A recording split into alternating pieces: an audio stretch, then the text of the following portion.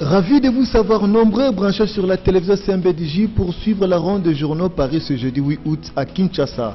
Commençons notre ronde avec le palmarès qui voit des choses qui se précisent à l'horizon en rapport avec les concertations nationales. Après évaluation de tous les aspects logistiques et financiers, le président de ce forum national a arrêté le budget de concertation à 5 millions de dollars américains et attend le rendre public très bientôt. Dans l'entretemps, ce journal signale que Kengo et Minaku traversent aujourd'hui le fleuve pour Brazzaville en vue de rencontrer le président Denis Sassou Nguesso.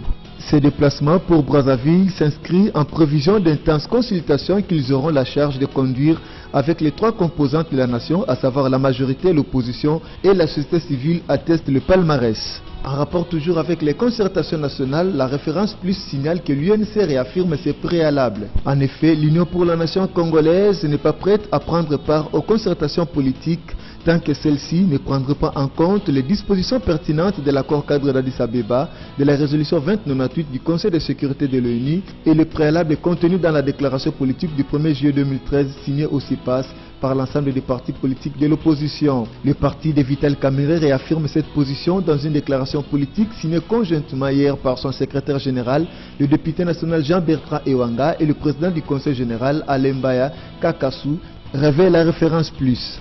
Pour sa part, la tempête des tropiques analysant la situation du moment estime que le président des concertations nationales serait déjà en difficulté. En effet, la désignation du membre du secrétariat technique pose problème tant il est connu de plusieurs personnes qu'aucune des composantes n'a transmis le nom de ses représentants à cet organe, écrit la tempête des tropiques. En réalité, après la rencontre de deux coprésidents, Léo Kengwa Dondo a convié les hommes des médias à faire preuve de patience, le temps pour le président de mettre la dernière main sur le rapport de la dite réunion qui sera publié aujourd'hui mercredi. Nous n'allons pas vous livrer un rapport séquentiel de la réunion, attendez qu'on puisse faire les arrangements, a-t-il martelé. Ce qui laisse dire à la tempête des tropiques que le président serait déjà en difficulté. De son côté, le phare coupe-cou et atteste carrément que les concertations ont du plomb dans l'aile. C'est donc une levée de bouclier au sein de l'opposition depuis la sortie médiatique jumelée Kengo Minaku du lundi 5 août 2013 en rapport avec la définition des 5 thématiques, la nomination imminente des membres du secrétariat technique et du budget de concertation nationale. Toutes les formations et plateformes politiques de l'opposition dénoncent la décision unilatérale du président de ce forum portant sur les matières à débattre et les animateurs de son secrétariat.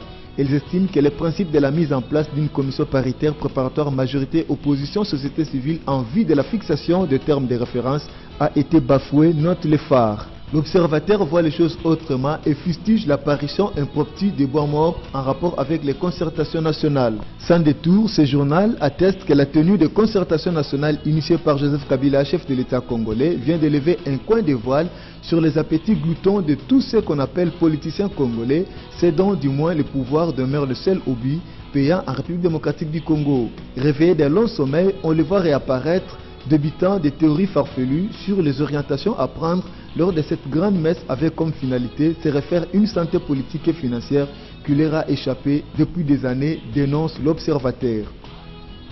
C'est tout pour aujourd'hui, à la prochaine.